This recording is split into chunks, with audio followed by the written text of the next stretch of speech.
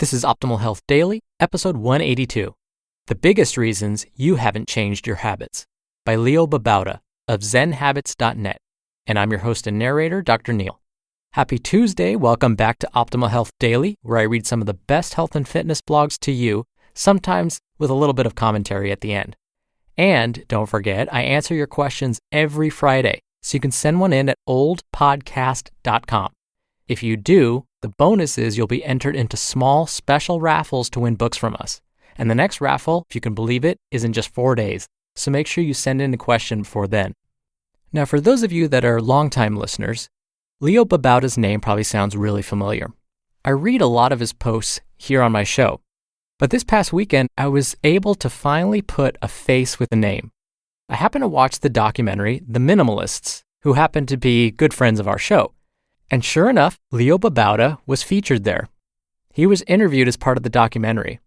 Now, if you haven't seen the Minimalists documentary on Netflix, I highly encourage you to do so. It's really, really interesting. And again, the Minimalists are friends of all of our podcasts. And so it'd be nice to show them a little love too. And in fact, many of the books our raffle winners win each month from us were donated by the Minimalists. All right, let's get right to Leo's post as we optimize your life. The Biggest Reasons You Haven't Changed Your Habits by Babauta of zenhabits.net. Like a chump, I struggled for years to change my habits. I started an exercise program or diet with unrestrained optimism probably a dozen times. I threw away all my cigarettes and tried quitting smoking about 7 times. I tried waking up early, reading more, writing daily, getting out of debt, watching less TV, and failed at all of those. It feels horrible when you can't stick to habits, and I constantly felt bad about myself. What I didn't realize back then, until I started successfully changing my habits in late 2005, is that it wasn't a matter of me not having enough discipline. It was a matter of doing habit change all wrong. I was making some big mistakes when it came to habit change, and once I fixed those mistakes, I got immensely better at sticking to changes. If you're struggling with habit change, here are some of the mistakes I used to make in hopes that it will help you too. 1. Not changing your habit environment. We often rely completely on willpower to stick to habit change, but in practice, that rarely works. Much better is changing the environment around you. Make it easy to do your habit by putting your running shoes next to your bed and sleeping in your running clothes, for example, or having lots of healthy food around you, or writing out small steps you can take in your spare time to reduce debt. Make it hard to do the things you don't want to do by getting rid of all the junk food in your house, or setting up accountability with friends with a big consequence for missing exercise or eating fast food, or put your TV in the closet, or unplug your router and give it to someone to hold for a couple of hours. Be smart and figure out how to change your environment so your habit succeeds, and if it fails, change your environment some more. 2. You expect comfort. Habit change is by its nature uncomfortable, but most of us want to do the same things we've always done and never be uncomfortable. It's why most people don't exercise, because they dislike the discomfort. If you allow yourself to be open to discomfort, at least a little at a time, you'll be less likely to quit. Don't like running? Just do a little of it and be willing to push through a little discomfort. What you learn is that there's nothing wrong with being uncomfortable, and this becomes a superpower for changing any habit. 3. You don't start small. Most people are optimistic and try to make too big a change. There's so many reasons to start small with a habit change that I can't even list them all, but let's take some of the most important. If you start small, the discomfort of change isn't overwhelming. If you start small, you overcome the problem of inertia and not getting started. You also overcome the problem of burning through all of your enthusiasm or using up your willpower reserves. You make it impossible to say no, impossible to fail, if you start small. Some examples. Meditate for 2 minutes. Just get out the door and run for a minute. Eat 1 vegetable a day. Or smoke 1 time less per day. 4. You have unrealistic fantasies about the habit. When we start a habit change, it's usually because we have some kind of picture in our heads about how great our lives will be once we make this change.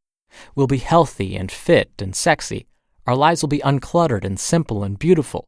We'll be happy. Unfortunately, changes in reality are pretty much never as we fantasized about, and so we become disappointed and discouraged. A better approach is to realize that these fantasies or ideals aren't true. Hold on to them loosely, and instead focus on an approach of curiosity. What is it like to change? What is discomfort like? How can I be happy in each step along the way instead of only at my goal? 5. You start right away. I don't know how many times I threw away my cigarettes at a moment's whim, deciding that moment to quit smoking. What I realized is that starting immediately is a bad idea because it meant I was taking the change too lightly. The habit change was as small a commitment as taking out the trash and as easily put off. Except that if I kept putting it off, it didn't stink as much as the trash. So I learned a better way. Set your start or quit date in the future. At least a few days, maybe even a week or 2 weeks. My quit date for smoking was November 18th, 2005, and I marked it on my calendar and it became important. I wrote out a plan, had replacement habits for triggers like stress and being around other smokers, set up accountability, and I read about it. The habit change then took on importance, and so I was much less likely to just drop it. 6. You don't have accountability. One of the best ways to change your habit environment is to set up accountability. Create a challenge and tell people about it. Set a consequence for failure. I've asked a friend to throw a pie in my face if I didn't stick to a change, for example. Join an accountability group. Report daily. Ask them to not let you fail and slip away. The accountability will help keep you on track when all the other things fail. If you can fix these habit mistakes, and they're fairly simple to fix, you'll be increasing your odds of success 12-fold at least. These fixes changed my life, and I hope they change yours too. You just listened to the post titled, "The Biggest Reasons You Haven't Changed Your Habits" by Leo Babauta of ZenHabits.net. I really like all of Leo's suggestions. In the past, you've heard me say how important it is to change your environment. Little changes in your home environment, for example, can make a huge difference when it comes to, let's just say, your snacking behavior. And again, for those of you that listened to Brian Copeland's podcast where I was a guest last week, you heard me talk about this. And I love Leo mentioned starting small. And I really like that he mentioned how if you start small, it's not as uncomfortable. The one thing I would add here is the idea of anchoring your new habit or your new behavior. Here's what I mean. Let's use Leo's example of the goal to meditate for 2 minutes a day. I love that. 2 minutes doesn't sound like a whole lot. You might think, what's the point? But if you start small, it won't seem as bad. You'll be like, I can meditate for 2 minutes. I have enough time for that. And then what ends up happening is maybe you meditate for 5 minutes instead of just the 2 minutes. Or maybe 7 minutes or 10 minutes. That's really the key here, but I digress. Let me get back to this idea of anchoring your behavior. So, if we want to meditate for 2 minutes a day, here's what you can do. Let's say your normal morning routine looks something like this.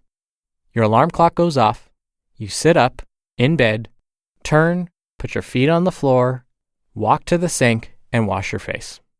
Let's say that's what you do pretty much every morning. That's your normal habit. If you want to incorporate 2 minutes of meditation, and maybe you want to incorporate it first thing in the morning to start your day off right, here's how you do it. When your alarm goes off in the morning, you sit up in bed, and instead of turning and putting your feet on the floor to go wash your face, you sit up in bed and you meditate for 2 minutes. Then you turn, put your feet on the floor, walk to the sink, and wash your face. Do you see what happened there? All you did was incorporate a new behavior into your already pre-existing habit. It can be as simple as that. That's what I mean by using an anchoring behavior. Your anchoring behavior is the one you normally do.